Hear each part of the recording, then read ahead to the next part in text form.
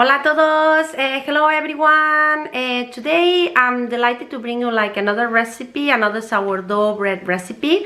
Today's recipe is a multi-seed sourdough tin loaf.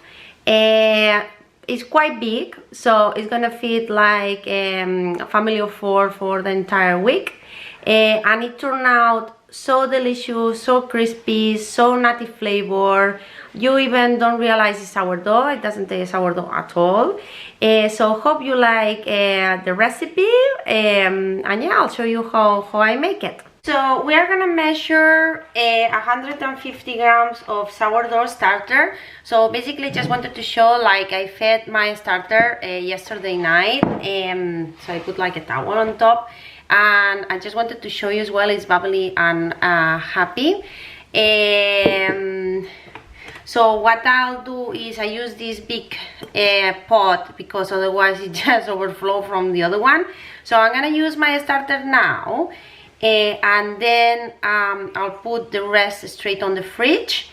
And you know, maybe I feed him again if I use maybe in like 3-4 days, or maybe in a week, so it doesn't matter. So it could be okay for a week.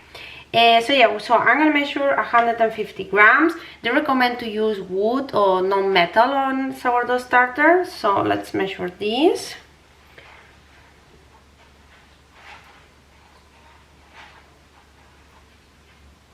In the mixing bowl, I'm gonna put bread flour, 450 grams of strong white bread flour. And then I'm gonna add 50 grams of whole grain flour, just to make it a bit more healthy. Whole grain. The next bit is we're gonna add a teaspoon of salt. It needs to be fine salt. Don't go for like sea flakes, you know, like salt flakes and all these bits. So fine salt. Just gonna measure. Come on, teaspoon. Right. And then we're gonna add the seeds. You can buy the seeds in the supermarket. They're already there for you, and it's a mixture of, you know, sesame seeds, pumpkin seeds, limb seeds. Very nice. You can also add nuts if you want, but I just wanted to keep it more simple for breakfast. So this goes in. And what I'm gonna do is I'm gonna give a quick mix with the hand, because I don't want the sourdough to have straight contact with the salt. Okay, right. And now we're gonna add the wet ingredients. So here we put our sourdough.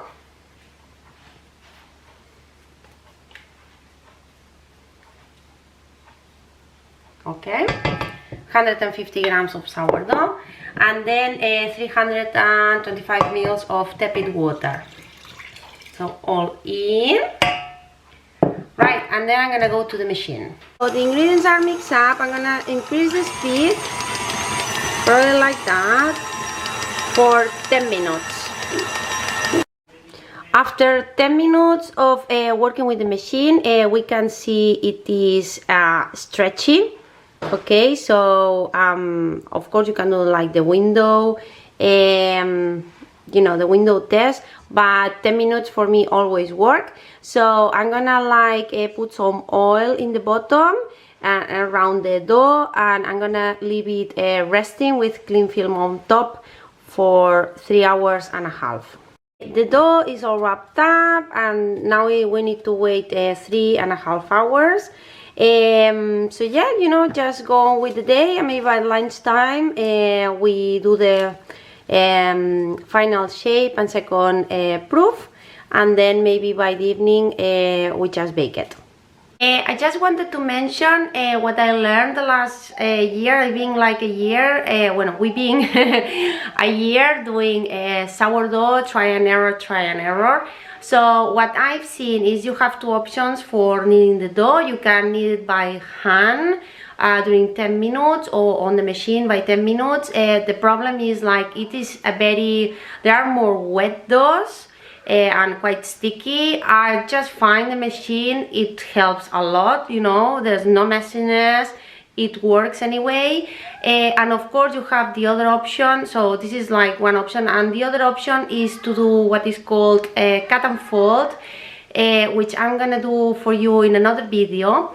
And you do the cut and fold technique like maybe 3-4 times every 45 minutes, so it is a bit like looking after the dough. While this method, which I'm using, I just knead the dough on the machine 10 minutes, and then I'll just wait till it's the first proof, which is going to be 3.5 hours, so it's quite more relaxing, to be honest. I just wanted to show as well that with the remaining starter, what I'll do is always, you know, keep the starter in glass on the fridge, and then I'll put like my plastic lid, and it doesn't need to be like very tight, just a bit loose, and then I'll put this at the back of the fridge till next week. So the first thing I'm gonna do is I'm gonna grease with coconut oil, but of course you can use maybe like vegetable oil, but I like it, so I'm gonna like grease the mold. Make sure you grease the you know, every single corner. Right, I'm gonna keep things very simple because it works anyway. So the first thing is we're gonna put some flour in the surface, and then some flour on the tin as well at the bottom. Okay, right, and we are gonna you know, this is our dough. It's been double in size, so let's all out. Okay, right. Let's put a bit of flour. Right, and basically you know, we remove the gas. Okay, and now we're gonna shape. So what, you know, normally I'll do nothing complicated, so this, you know, like an envelope. So we do like that, we do like that, and then, you know, each corner. Okay, and now it's quite sticky, and now I'm gonna like try to go this way. Right. Okay, so I'm trying to create some tension. Okay, so basically at the end you need, you know, more or less this. Okay, and I'm gonna put this in the tin. I'm just gonna try to like spread evenly, right? So now we're gonna wait 3 hours for the second proof, and we're gonna score and put it in the oven. You can put some seeds in the top for garnish, but then it gets very messy, but you know, go for it if you want. I'm gonna keep it with no seeds, and yeah, let's see how that goes. After 3 hours, this is how our dough looks like, so it is really increased in size. I already preheat our oven 200 degrees Celsius, no fan. And normally last time I didn't you know, sorry, I didn't score the bread, but I'm gonna do it because it really breaks on the side. So you can score like that or like that.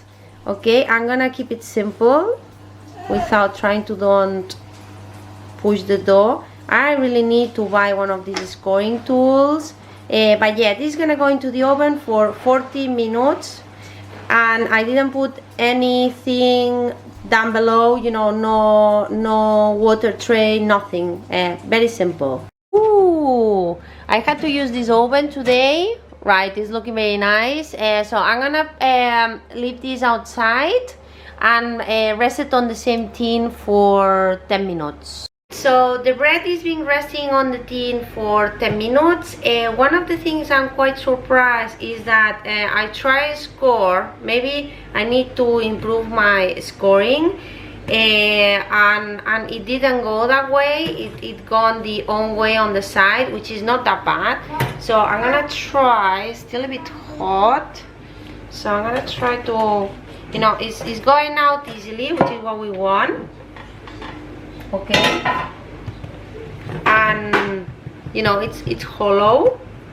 Okay, and as you can see, it's crispy on the top.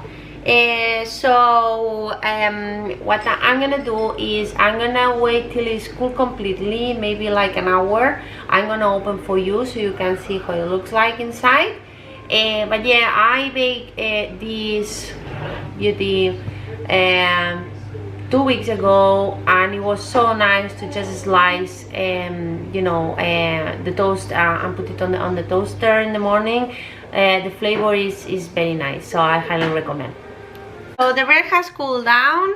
I'm gonna open for you so you can see how it looks like. So just, you can realize it is quite crunchy already. Right, so there we go. Look how nice it looks like. Yeah, we have like, it's not raw, we have all the bubbles, and we have all the seeds. So this is ready tomorrow for breakfast and for sandwiches during the week.